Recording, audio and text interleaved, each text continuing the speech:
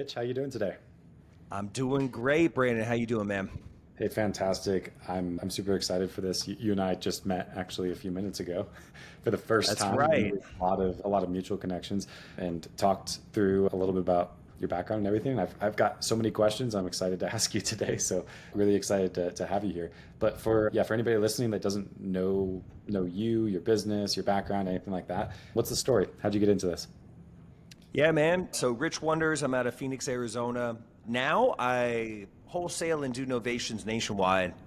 I teach a course on novations where I've got 400 people all around the country, teach the acquisitions end. So I've got a passion for sales, a passion for doing things in a low friction and ethical way, full transparency, and really serving the sellers. And yeah, I love it. Wholesale and real estate has completely changed my life. I was a door-to-door vacuum salesman for 9 years.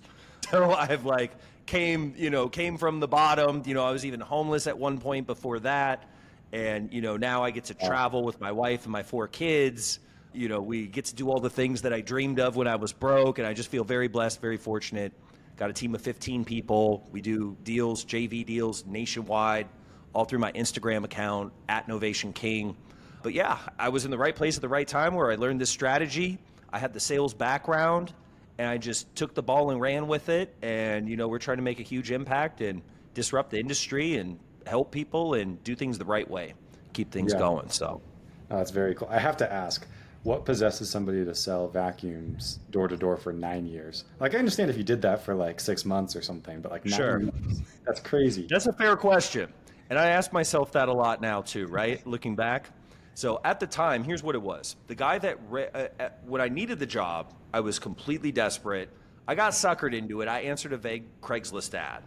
And I was sleeping on my friend's floor. And before that, I was like sleeping on the floor at the recording studio I was working at. So I was doing bad in life, right? And the guy that ran it, he was the top distributor in the country for like 20 years. And he was making $3 to $5 million a year. And the way that he ran it, I learned so much about sales, about life. He was like a bit of a second father to me. I lost my dad when I was 12, and I learned so much. And for at the time, I thought I was making really good money. Like there was years I would break six figures and everything like that. I never really touched any money like that. And basically, they put you on a track to have your own office. And I went through that whole process, got my own office, did that for 2.5 years, had some success, but I was just burnt. I was burnt. I hated the industry. It was very long hours. I learned so much, but I just had this carrot that I was chasing, thinking, hey, look, this job sucks. I'm grinding it out, but one day I'm going to be rich like my boss, because he had like this beautiful custom house he built. And it was the first person that had real money like that I had proximity to like that. So he was really good at motivating everything, and it was a great thing for me. But yeah, when I got the job, I didn't plan on being there long. But I very quickly, because of my hunger and my background, rose to the top of the ranks there. And I just had like the bronze handcuffs. I thought they were gold, but they ended up being bronze. And yeah, when things went, I had a buddy, that Jared Piper, that was taking all these crazy vacations, and I had my first baby on the way and everything, and I was just really getting burnt towards the end.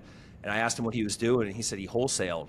And that's how I found out about wholesale, YouTube University rabbit hole, eventually, DM'd Sean Terry randomly and kept selling myself and being persistent, got an interview, got hired, and then I was running the sales department a couple months later from Yeah, there. So that's pretty cool. I mean, I think there's a lesson there in leadership, right? Because I mean, you didn't make a ton of money at this vacuum company, but like they created an environment where you felt like you were learning and growing, and that was kind of like your paycheck for a little while. That's neat. So that's a really cool story. So how long ago was that you started in sales? So I started real estate January 28th, 2019. I remember it to the day. Yep, so that was my first day. I even got a picture. I looked like such a dork. I put on my glasses. I had long sleeve shirt on because just my arms were tattooed then. I didn't have my neck and my hands hit up. But I wanted to just look like as innocent as possible because I didn't want to go into the office and have them be like, who the heck is this? Oh, get him out of here. He doesn't belong here. You know what I mean? I was like Yeah. embarrassed about them thinking I was rough around the edges. But now I use it as like kind of my superpower. And once I got independent, that's when I just started tatting everything, or I'm like, look, I'm going to only be around people that want to be around me. I'm going to do what I want to do. I'm unemployable. Let's go. So, yeah, it was a great learning lesson working with Sean. He's a good guy. Yeah, that's a really interesting story. Okay, thank you for the background and everything. So something that I'm aware that you teach a lot, or that you're a little bit known for, is kind of different types of marketing, like inbound versus outbound. And I'm really curious to hear your perspective on this. And for anybody listening, like Rich and I haven't like necessarily talked about this. I'm actually curious, like if we might agree or even disagree on something. Sure. But what I'm specifically asking about, because I know your course dives a lot into an acquisitions process, and you had mentioned to me it's pretty different for like an outbound lead versus an inbound lead. I can tell you one of the most common issues that we deal with our clients is switching from outbound to inbound marketing, and like steering the sales team through that transition of like we're getting a lot less leads but they're better quality, or even keeping the outbound going and then adding inbound, and like how do you adapt to it. Basically everybody kind of assumes inbound leads are better, so we'll just close better. And you usually close better, but they're a lot more expensive. But unless you're really closing inbound leads like how they need to be closed, then they're just too expensive to really be able to afford them. And that's a very common issue where like we start working with a client, and in the first 6 months they just can't figure out that sales process piece, and then they eventually have like new team members join or something like that, and they figure it out, and then they're off to the races. Well, what's your advice for somebody who's like used to a different type of lead, and then they're moving to a more inbound style of lead, like PPC leads, in terms of acquisitions process and key things that you're going to want to change? So this is a great question. I'll try to nail these points down. So inbound leads. On an outbound lead, there's a lot more of a qualification filter that you need on your sales process. So you'll notice people that do really well with outbound, they normally have scaled out the cold callers, because you need scale to get consistency. And then you have to scale out lead managers and acquisitions, because you have a high volume of work that you have to do to filter through these, right? Because basically, normally the way it works, is anybody that raises their hand and says, I will consider an offer on my house, boom, that's normally considered a lead, right? If you're using a VA, that's what they're calling all day to maybe get 2 or 3 of those per day, right? And then so you've got this massive filtering process where you can't spend an hour on the phone with each one of those, because some of those people will talk to you and they have no intention of selling their house. You know what I mean? Now, with inbound, the beauty of that is you can take more of a consultative approach, because right off the bat, they've raised their hand and they are actively seeking out more information at the very least, right? And it's showing that intent. So you can play the role differently, and you can nurture these leads and gather more information because they're reaching out to you. You're not disrupting them and, basically asking for their time to see if they may be interested. They've already had that initial interest. So I think what ends up happening is people that are used to just running through leads with a machine gun and like, hey, throwing out low balls, see what sticks, going back and forth. You try that with a PPC lead, and it's going to be very difficult because the person, you know what I mean? It's a different, you're not going for the same low-hanging fruit that you are with a cold call. The cold call, a lot of times you can just be right place, right time. You run them through the meat grinder and a deal can come out the other side. You know what I mean? But with a PPC, a lot of times you're dealing also with higher price point houses, more sophisticated sellers. You have to have a softer approach and a softer touch, and you have to look more into deeper of what the motivation, and it buys you more time because there's already that initial them reaching out to you. You can position yourself as an authority rather than as like a hunter or like a beggar. You know what I mean? Like when you're talking to the cold call leads. So I think it buys you more time, and you can nurture them, and you can have a lower friction sales process because there's an inherent greater value of a PPC lead compared to cold call lead. And you look at the numbers, what's cold call normal numbers?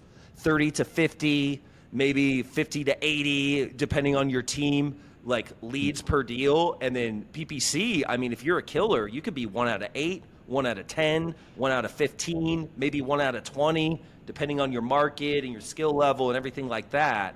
But people get so caught up on price per lead, but the more important thing is how much money do you make every month, right? You can have a really low cost per lead and you're spending all your time, and you have your best people talking to people that aren't even qualified. With a PPC, you may pay a higher cost per lead or per deal, but if you're making more money every month and you're spending more time talking to motivated sellers, it's a higher ROI on your time and your opportunity cost. So Yeah, yeah, 100%. Yeah, that aligns pretty well. One of the principles that we teach is we call it assume motivation, and it's oh, for basically sure. like the idea is like with an outbound lead, you kind of assume they're not motivated until you can prove that they are, versus with a PPC lead, you assume that they're motivated until you can prove that they're not. So it's just a different, just different mindset. But the idea is like you talk to someone, the house is worth 300, they tell you they want 400. Like that shouldn't phase you on a PPC lead. Like Oh, you for sure. leave, because yeah, you're used to in cold call, you're used to just like I can't waste my time with people versus PPC. It's like how long can I waste my time with this person so I can get to the root of what's actually going on. Yeah, because there's that underlying factor that they cared enough that they went on the computer and somehow were seeking out a solution. So yeah, it's almost like you keep qualifying them and until you can get to the root of it and see if it's a problem you can actually solve or not. So no, I Yeah. totally get it. Like there's something there. So yeah, 100%. Yeah. Okay. That's neat. That's neat to hear your perspective on that and like the main thing for you.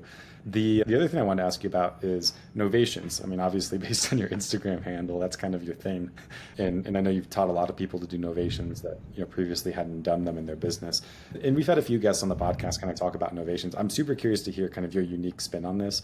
And I guess like what is the opportunity? Like how do you adapt your sales process for that? Like all these things. Just what's your idea of the right way to go about it, doing an innovation deal where you feel like sometimes people are just missing the mark. Great question. Great question. So the types of opportunities that work best for Novation are a motivated seller that's looking for certainty, peace of mind, and hands-off experience. Okay, normally a wholesale deal is going to be a distressed property with a distressed seller, where there's enough distress between those two things that they're willing to accept an offer where you as the wholesaler can make a margin, the fix and flipper or landlord can make a margin, and it also invest money in the house. So a lot of times it ends up being 50 cents on the dollar, maybe 60 cents on the dollar is where you have to be. Now there's this whole range of sellers that they are motivated and willing to take a discount, but the ideal buyer is not a fix and flipper. We do houses that are only a couple years old. We do houses that were only bought a few years ago.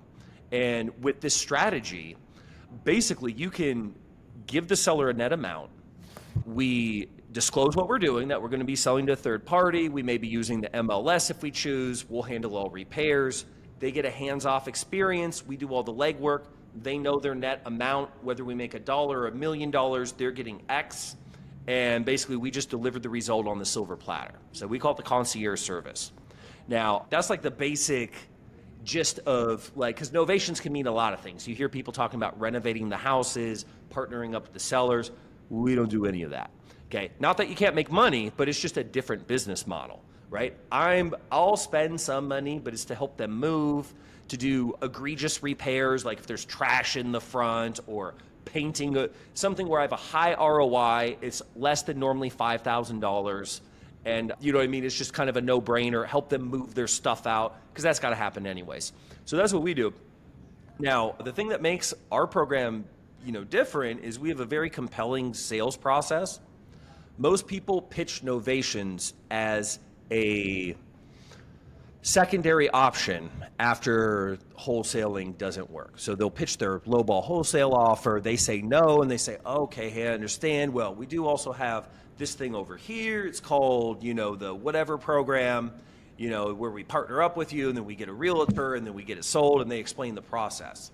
Now, with us, we have a very low friction sales process, and then when we pitch the concierge service, it's pitched as the perfect solution.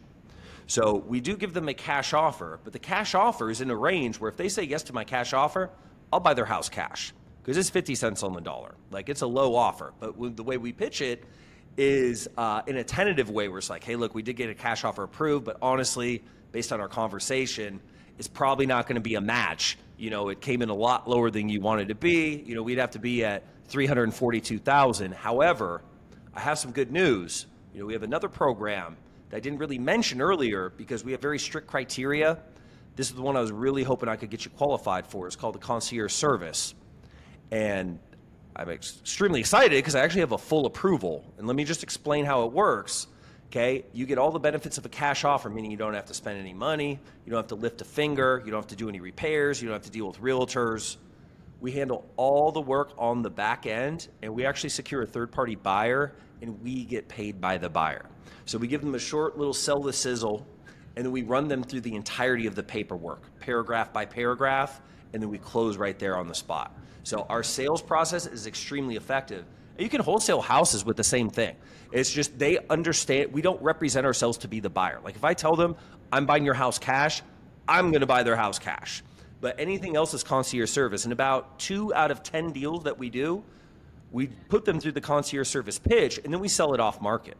Because, dude, I love selling properties off market. It's way quicker. It's less moving parts. It's way easier. But if I only sold properties off market, I'd be missing out on 80% of the deals that I'm doing. So, you know what I mean?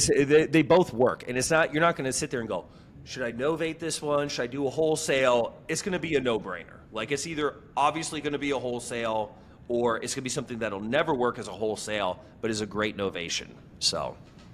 Okay. Yeah. So that's interesting. You view them as like separate, different types of situations and properties that you would use each strategy for. Because I've heard from a lot of people, they view it as like, oh, I could make a thinner margin on a wholesale, but I could also novate it for more. Oh, yeah.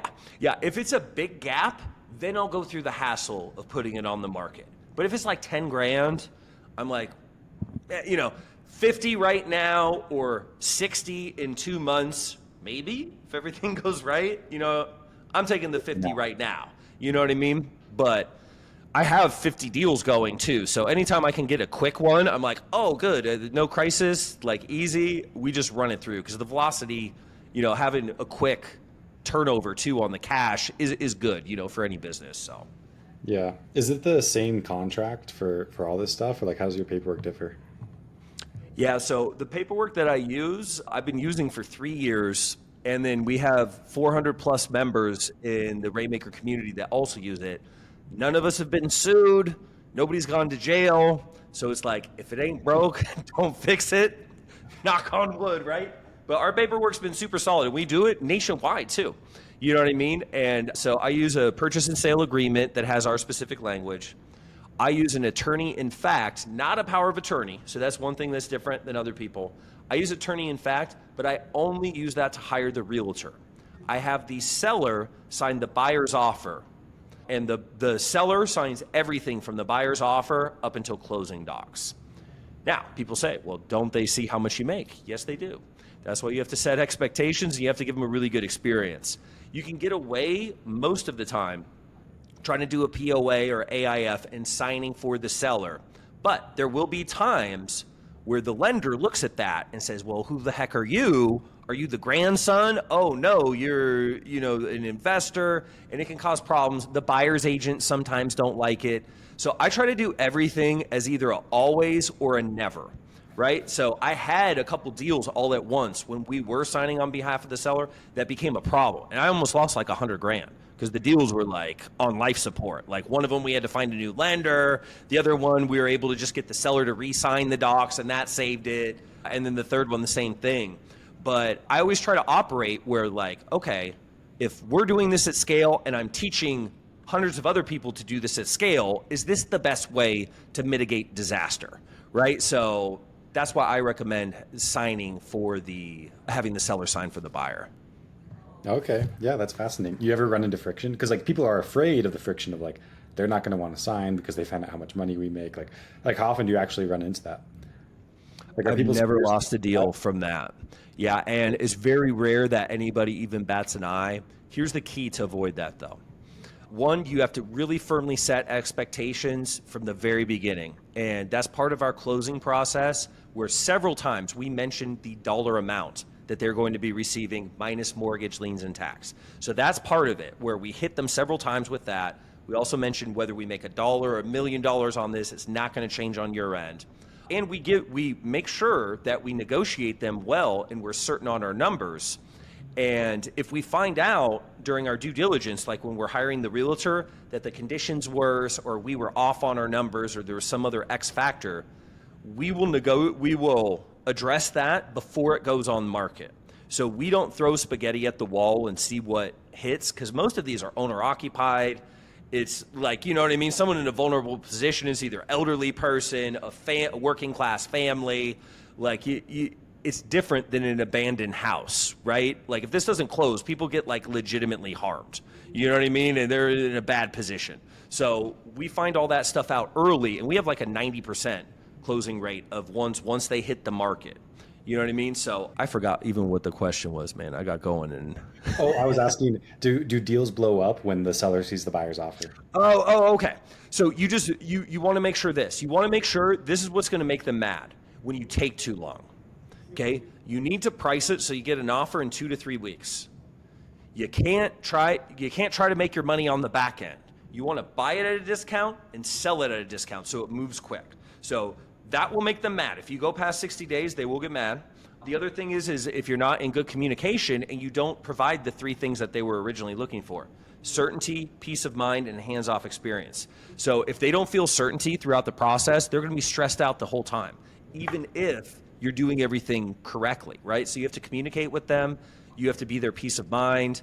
I always look for ways to help them out, especially when I know that we're making a big profit on it, right? Help them move, you know what I mean? Help them find a place, do some work to the house to give some improvements, pay their mortgage if we need to. So I try to add value as much as I can. And I try to approach it from the sense of like a 5-star service, right? Where we really treat them well, you know, like in the hospitality industry almost, right? Where they just feel like they don't have to do anything and we just deliver results and solutions. They feed us problems, we deliver solutions back. So you have to, that's the key, is them emotionally being satisfied with the process, then they won't be mad at the end. And you have to do what you say and set the expectations the whole way through. When people get mad is when their expectations are set one way and the reality is a different way. That's what really grinds people's gears. And that's why being transparent is more difficult. It takes a more sophisticated approach to be able to still word it in a favorable way for them, right? The shortcut is just to lie. Oh, I'm going to sell your house, bury a pre-marketing clause in there. If they see it on the MLS, hey, didn't you read the contract? And put it back on them. But you're still going to you can't do that. You got to win over their heart and mind. You know, if you can win over their heart and mind, that's the key. But you just have to have the courage and really truly believe in your heart that you're the right solution. Like the people that I sign, I have the biggest conviction because I know we actually care. We will actually only take on deals that we can get done.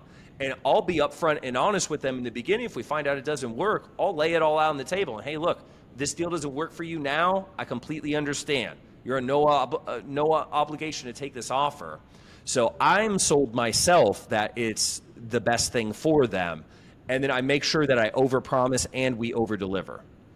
So, yeah, this is the first conversation I've had with somebody where they've really focused on like the service aspect of Novations as being a key part of it. Because I know we have clients all the time, like getting a big deal and then seller backs out and stuff like that. And I know that'll always happen, but I wonder how effective a lot of people are with like the service that they give and how possible it is that so many deals blow up if you're not actually like continually delivering on those promises of that like 5-star service that people are expecting. And I don't think that's like, nobody ever talks about that, I guess is what I'm saying, which makes me a little bit doubtful that many people focus on it, like you just treat the seller like crap and then they might want to back out of the contract and you're surprised, Yeah, it's not, you got to look at it like this. For the seller, it's not a transaction, it's an experience. It's different because wholesaling is different, right? You're dealing with a lot of tired landlords, investors, people that have neglected these properties, you know what I mean? It's a different type of client.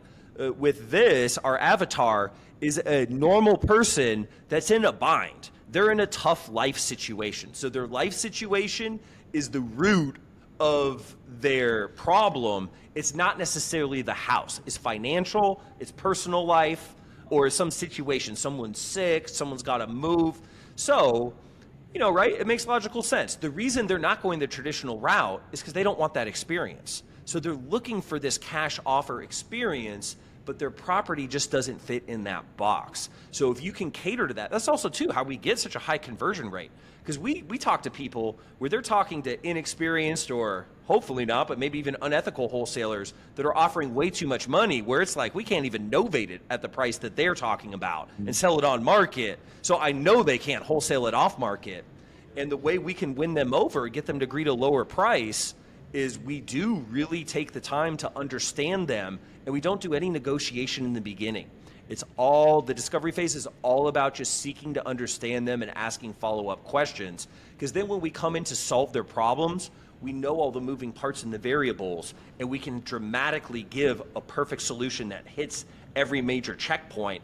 And we make logical sense on our offer too, where they can understand how the other offers, there's no way that that's a legitimate offer. So I do what's called scorching the earth, right? And I do it on my live, and I'll have wholesalers get mad sometimes too, like, oh, you're throwing us under the bus. It's like, well, dude, if you're gonna wholesale, tell them you're gonna wholesale. And if you play to be a cash buyer and you're offering them too much money, yeah, I am gonna expose you because this is someone's grandma. And I know you can't deliver on that price. You know what I mean? So have it be what it's gonna be. But I think it's important, you know what I mean? Because a lot of people get in wholesale and there's like a hustle mentality, and I get it, like I've been there. I mentioned earlier, I was homeless at one point when I was first, when I was in my 20s for a short time. So I get it, but we have to elevate past that and realize that this is a people business, and us being experts and them being lay people, we have a obligation to them to do right by them. You know what I mean? And follow the golden rule. And it's okay if you make money, but you just have to do what you say and set the proper expectations with them. And then no one's harmed. So. Yeah. I want to dig a little bit deeper into one thing that you said, because I've heard pretty varying opinions about when the right time to talk about prices. There's some people that just like go for their throat, like right out the gate. Like that's how they do the pricing negotiations. And then I do have some clients that I really respect that kind of do sort of what you're talking about, where they like, you figure out everything so you can just build up this like nice silver platter of like everything that they need, and then price is just a piece of that. But like focusing on price makes it about price versus focusing on everything else, and then price is just like the final little detail to get the deal signed. So anyways, I'm curious to hear just like if you were talking to somebody right now who says you have to go for price right out of the gate, and you're convincing them that your way is the better way, like what would you say? So here's, I'll build a steel man real quick of the opposing idea. So getting the price out right in the beginning, that's more of a technique for cold call leads and for lower price point. That's a way to cut through the qualification phase, right? Because if their price is way out of the blue and you've got 100 other leads to call, that's a good thing to find out early.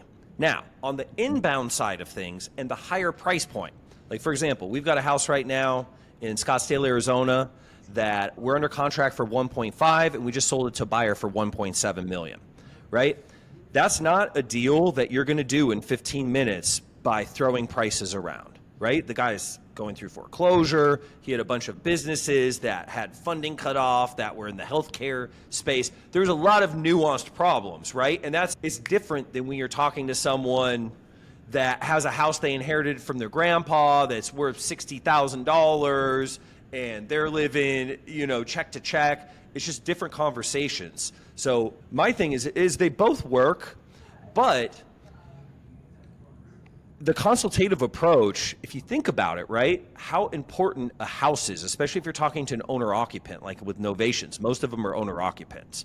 You know what I mean? And most of the houses there, if you get to price too early, you're going to cut off the flow of information on their situation. And you're making it too transactional. And you got to understand, this is not a business transaction for them. This is a life pivoting moment for the right people, right? Because someone that's just looking for price and just looking for convenience is probably not going to be a fit, because look, they're going to have to take a relatively significant discount compared to what it would be on market, right? So you have to really understand their situation to see if it'll even be a fit, because the thing that they can quantify is the price. So they're hurting, and then the price is the thing that they think is going to make it better. But you can address those same concerns in a different way, and then now all of a sudden the price becomes less important because the things that they thought they would need money to solve, they no longer need money for. We fixed those problems. So they're willing to trade some equity for the peace of mind and not having to do the legwork. Same like when a seller says, hey man, you know, it's a great deal, but they can't sell for 6 months, right? Rather than just waiting 6 months, we try to figure out, well, what are the things that need to happen in these 6 months? And we figure out a way to compress the timeline. So we're solving the same problem that they thought needed to be solved with time, but we're able to solve a different way with our expertise and our resourcefulness. So being resourceful is extremely important because you can't blame them. Like, look, everybody's taught when you sell something, you try to get as much money as you can for it. But you got to dig down deep to see what are the actual problems that they need solved. And a lot of those can be solved without money. And then money becomes less important. Yeah, that's super fascinating. I mean, it's kind of similar to the same reason that you sold vacuum cleaners for 9 years, right? Could you have found a job that paid you more? Absolutely. Was the money great? Not really. But like an employee that's not learning and growing and respecting the people that they work with, they always just say they need more money when the root of the cause is like they don't like the culture of the company or they're not learning or whatever the case is. So like in the same vein, like a business owner could just look at all those problems. Like the whole way to solve this is you just like pay everybody more money all the time versus like some of the most successful businesses. Yes, they pay well, but they also learn how to build everything else that people want, that the things that they would never say they want. Just right. That actually makes it happen. Like, so that's the reason, like you stayed selling vacuum cleaners for 9 years because your needs were met in other ways. So that's where the principle also applies to like marketing, even PPC. Like one thing that I see a lot of people doing wrong is they put in their PPC ads, we pay more than other investors or something like that. And then they complain when they get a bunch of these leads that are really motivated by price. And all I can think in my head is like, you're attracting people to price. Why are you surprised? It seems great when you get more clicks, but then when you find out what the clicks are, you're filtering the wrong people. Yeah, exactly. And it's about where you put the focus versus like the ad can speak to like we help people out of these types of situations with speed and convenience or whatever the case is. So anyways, I just think it's super fascinating what you said. Well, that's super cool, Rich. If somebody wants to get a hold of you, look into your course, whatever the case is, what's the best way to get a hold of you? Yeah, on Instagram at Novation King, all one word. I do free live calls almost every day. I post tons of content that's all real estate related. You can check me out on YouTube at Novation King. To JV with me and my team, we are the #1 Novation JV team on planet Earth.